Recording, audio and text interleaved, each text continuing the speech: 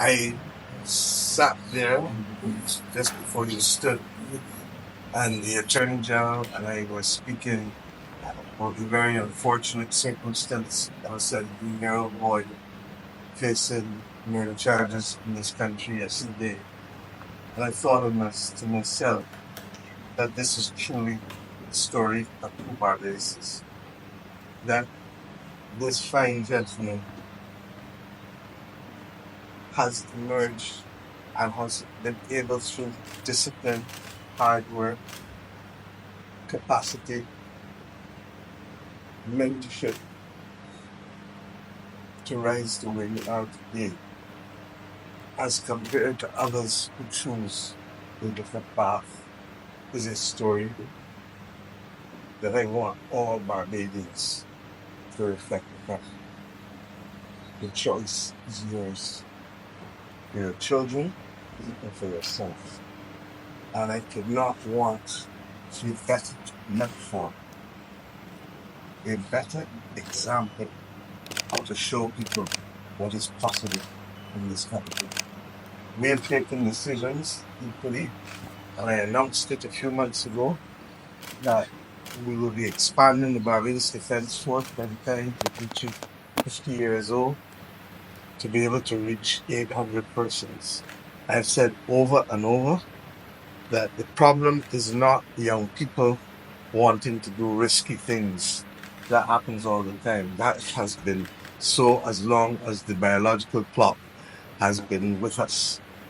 They want to ride, they want to use jet skis, they want to find out what a gun is like. All of those things, regrettably, were reinforced in us through cartoons and videos and stories and folklore.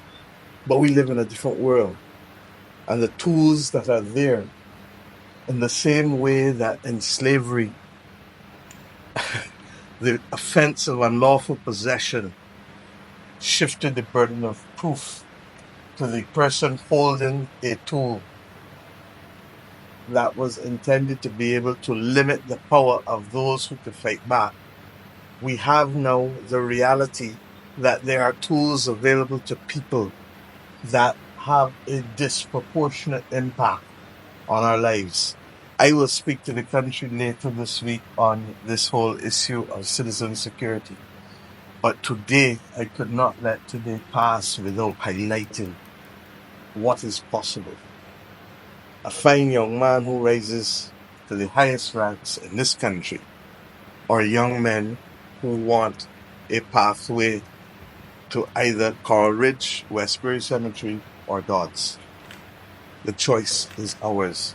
I do not believe that it is a difficult choice, and I thank God that we have examples like you and others in the police service and the Barbados Defence Force and the other protective services to show what it is really like. The Commissioner spoke to the country and indicated that we're dealing with a core of people. But we know that behind that core of people, we have been too lax in being able to control and to ensure that our young people are rooted, but equally have guardrails along the pathway to adulthood and then in early adulthood. Yes, there are things that government will and must do, and I'll address those, but you will continuously hear me now address what I know to be the truth, that who we are as people are 90% determined by how we are raised by our parents, our grandparents, our aunts, our uncles, our godparents, the community. That's why Africa tells us all the time that it takes a village to raise a child.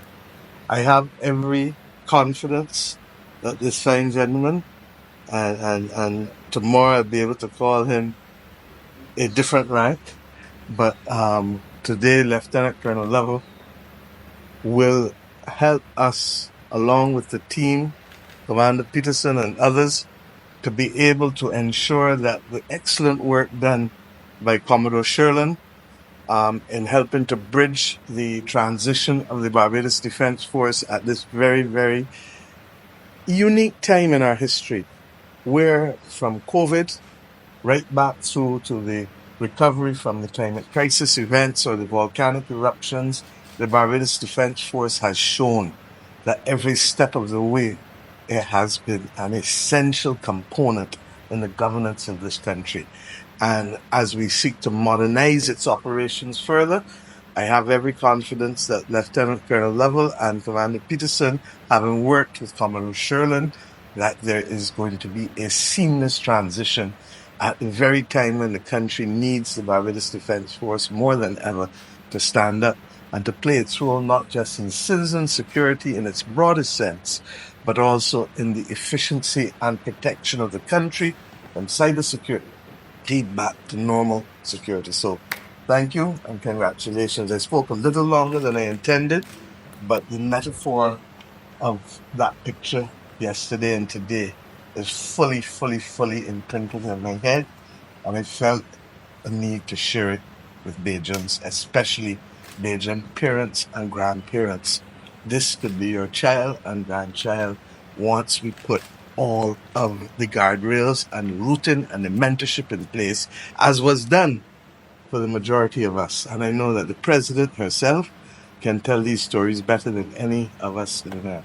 So thank you.